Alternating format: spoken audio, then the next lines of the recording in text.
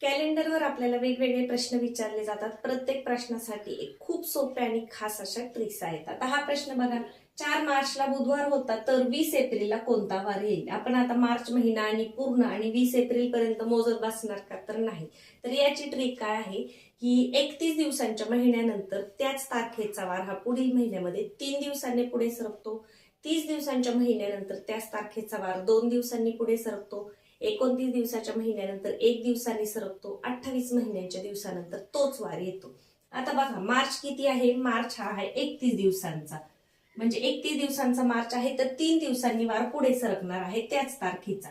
मग 4 मार्चला जर बुधवार होता, 4 मार्चला बुधवार होता असं लिहून घ्यायचं. तर मग 4 एप्रिल पहा, 4 मार्चला बुधवार, 4 एप्रिलचा वार किती दिवसांनी पुढे जाईल? 3 दिवसांनी पुढे जाईल, कारण मार्च 31 दिवसांचा आहे. मग बुधवार नंतर गुरुवार, शुक्रवार, शनिवार, म्हणजे 4 एप्रिलला कोणता वार येणार आहे? शनिवार येणार आहे. मग 4 एप्रिलला जर शनिवार आहे तर +7 करायचं. तुम्हाला माहितीये 7 आणि 4 11, +7 करा, इथे पण शनिवारच येईल.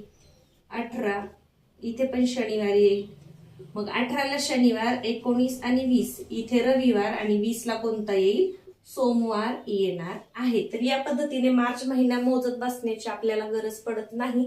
तर 30 दिवसांचा महिना असेल तर 2 दिवसांनी वार पुढे घालवायचा, पण कोणता? त्याच तारखेचा. म्हणजे 4 मार्चचा दिलाय तर मी 4 एप्रिल घेतली. तर 30 दिवसांचा महिना असेल तर 2 दिवसांनी वार पुढे जातो.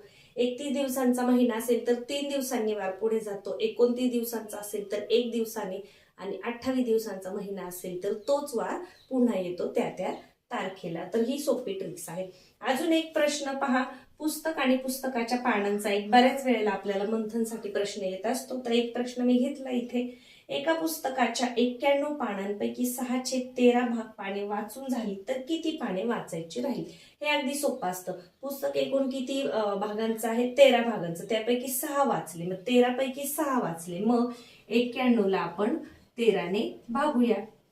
13×7 91, म्हणजे एक भाग किती पानांचा आहे? 7 पानांचा आहे. वाचून किती झाले? 6. 6 वाचून झाले, म्हणजे वाचून किती झाले? 6×7 42.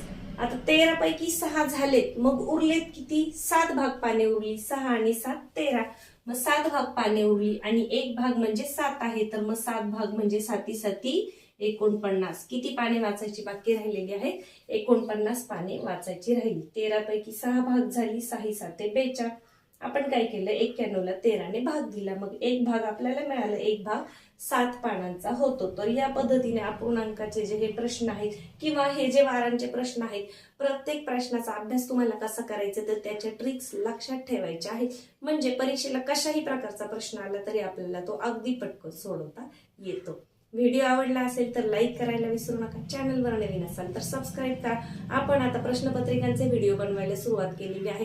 2री 3रीच्या प्रश्नपत्रिकांचे भरपूर व्हिडिओ आपले या अगोदरच बनवून झालेले आहेत. आता आपण इयत्ता 4थीसाठी व्हिडिओ बनवत आहोत.